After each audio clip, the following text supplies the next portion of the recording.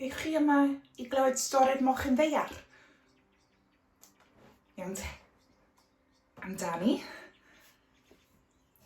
Taclus, gan Emily Gravett.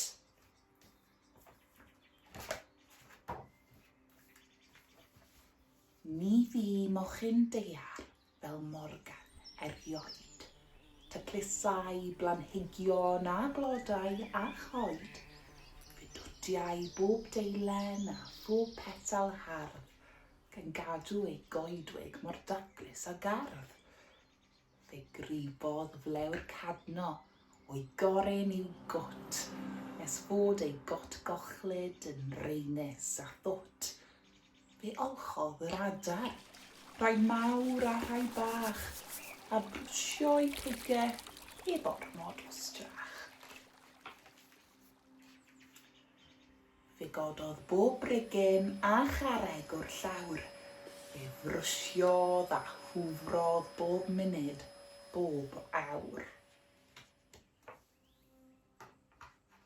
A phan syrthiodd un deilen yn araf fel plien,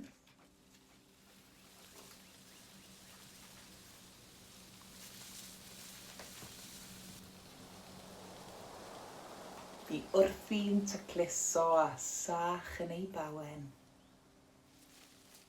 Syllai a siom ar bob un gangen, edrychai'r wig yn fwy aniben. Dim dail na dim o brig i'r llawr, roedd rhaid wneud rhywbeth nerthol nawr. Cododd pob un goeden. Dyna daeth y glaw.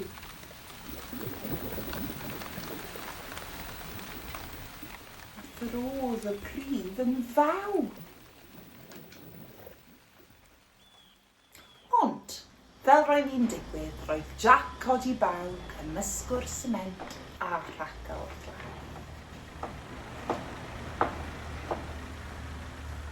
Dim dail, dim coed, dim baw dan troed. Wedi gosod y concrit ar hyd yr holl llawr, roedd y goedwig i Morgan yn berffaith y nawr.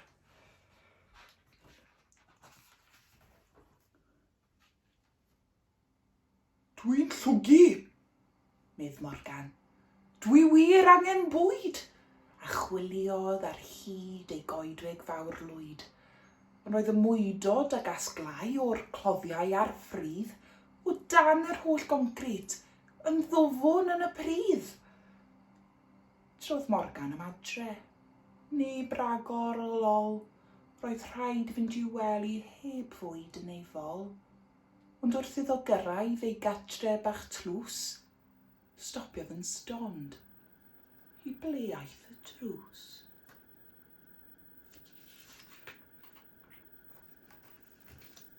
Yng nghanol y nos wrth drosi a throi, ei fola bach gwag oedd yn brifo a chnoi, gyrweddau yn unig, heb gwely fach clud.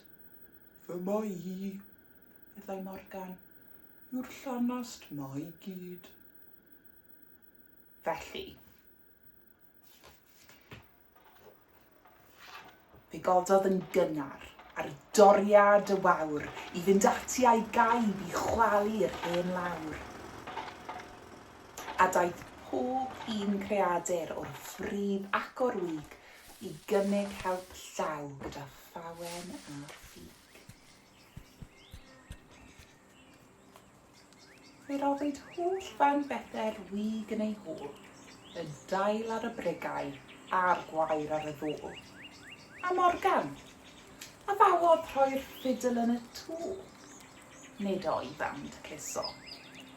Wel, ddim am y tro. Felly fi mynd ati Tacluso hefyd.